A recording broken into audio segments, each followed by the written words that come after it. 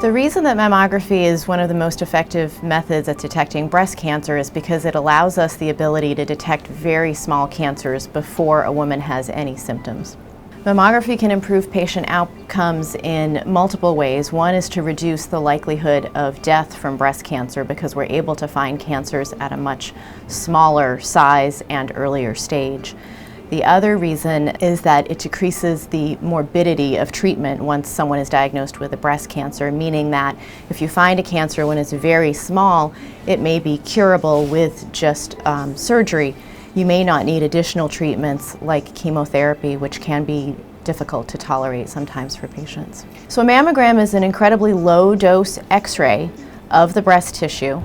Patients come in, it's a very non-invasive test. There is some positioning that the technologist will do to get the breast tissue onto our image, and then there is some compression of the breast tissue, which again helps us to see through that tissue. So what I recommend and what our practice recommends is in keeping with the American College of Radiology recommendations, and those are to start mammography at age 40 if you have no special risk factors, no family history, and to get those mammograms annually. So if they come for a screening mammogram, they don't have any symptoms, generally those patients will have an exam and they will leave the facility, and then the examination will be read by myself or one of my colleagues later that day or the following day. So the patient can expect a letter in the mail within a few days or a week if everything looks fine.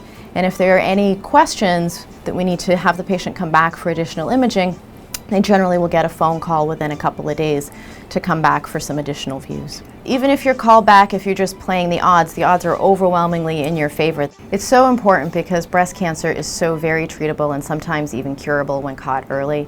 And so it will take 15 or 20 minutes of your time and it may end up saving your life.